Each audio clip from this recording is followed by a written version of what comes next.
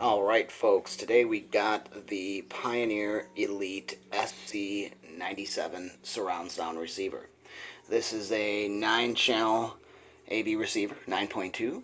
It will do 11.2 channels of processing and has about 140 watts root mean squared, all 9 channels. Usually these receivers are listed as a 2 channels driven wattage type deal. But this is unboxing the Pioneer Elite SC97. This will do Dolby Atmos as well as DTS X. It has several other forms of DTS, including Dolby decoding features such as True HD, Dolby Digital Plus, Dolby Digital, Pro Logic 2X, I believe, high-res audio. It does have a Sabre 32 DAC in it. It is Wi-Fi certified. It does have the MCA-CC Pro calibration for calibrating speakers and levels. It does have the auto level control that Pioneer is renowned for. Alright, all I have done is taken my infantry blade and opened the tape across the top. So let's get to opening this guy up. Alright, see what we got in the box. All of these Pioneers are going to have similar things. All I have done is removed the batteries from the bag. That is it. Everything else is the same. I'm going to go ahead and ask the cat to remove herself from the box as well.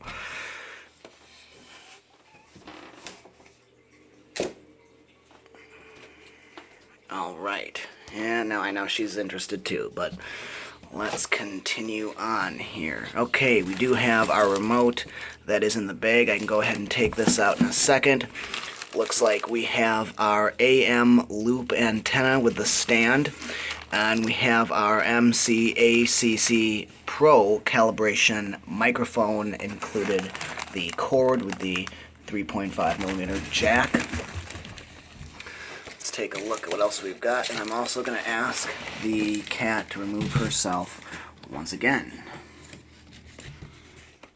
We are also going to find Pioneer Elite's warranty list right here inside of the bag, and also the instruction manual in here, the quick start guide for the SC97 as well as SC99. Along with that, we have our power cord that is over there in the corner, which kind of hid itself. We weren't able to see it so much, but here is the supplied IEC removable power cord. Alright, going to take that out. I'm going to slide out the remote from the bag so we can go ahead and take a look at the remote. I'm assuming the same exact remote for the SC99 as well. There you go. It's got the metal directional buttons in the center there, volume, and it's got input selection for a TV and volume control on the television. And for a third time, I'm going to ask the cat to remove herself to make sure no debris or dust or any cat hair gets inside of my receiver here. And now that is everything that was in the box besides the 2 batteries, and it looks like that is fastened with a piece of tape to the top of the receiver. I'm going to go ahead and remove the receiver from the box and go from there. Alright, now that I've got this out of the box, I'm going to show you around the back side of it and go from there. Looks like she's as interested in the receiver as I am. So let's go take a look at the rear panel of the receiver here. Looks like the speakers go from, it's a little bit different than the Marantz. The Marantz have the inputs over here. I'm sorry, outputs over here and inputs over here. Looks like that's opposite of the Marantz. I'm going to move the Wi-Fi antenna up really quickly. We've got our network connection. We've got our main HDMI output, secondary HDMI output, a third HDMI output right here. Those are all selectable, it looks like. We've got a DVD input, a blue disc input, a satellite cable input, a digital video recorder DVR or BDR input. Move this Wi-Fi antenna upwards as well. We've got a 4th HDMI input, a 6th, and a 7th. The 5th HDMI input, I'm assuming, is on the front panel. Alright, moving from the left to the right here, it looks like we've got 2 component video inputs right here. Looks like that's for satellite cable and DVD. Moving on, we've got our monitor out, so an analog monitor out. Looks like we are limited to just one. The Marantz does have 3. Moving on here, we've got our Zone 2 pre-out and our Zone 3 pre-out, so that is a good thing. But the video and audio, we have a composite video input right here under satellite cable, a composite video input right here under DVR, and then a composite video input over here. For the composite audio inputs, we've got a satellite cable. We've got a DVR in and out, so you can pass an analog signal, it looks like in and out, left and right, both in and out, so that's interesting. Probably for recording of some sort, or going to a satellite dish. We've got a CD in, so composite left and right stereo CD in. We've got our phono preamp on board, a left and a right stereo RCA input for that.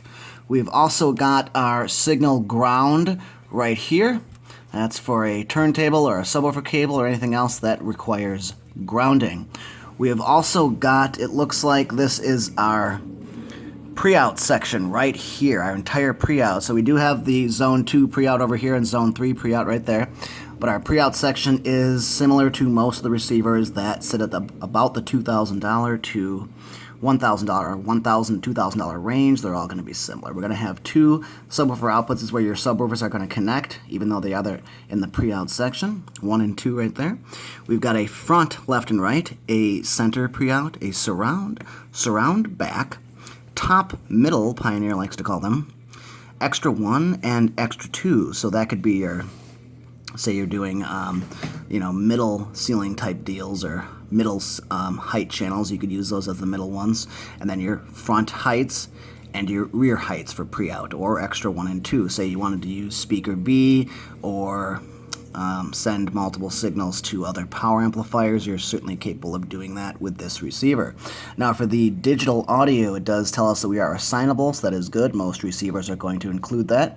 We have an input for digital coax of satellite cable. We've also got an input, a digital coax input for DVD.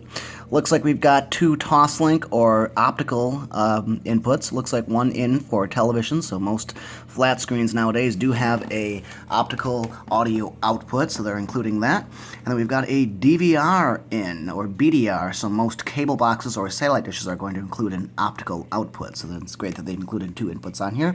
That's very similar to most receivers at this price point. We've also got an optical out. That is for sending a digital signal out to any other device. We've also got an RS-232, an antenna, an FM and AM port.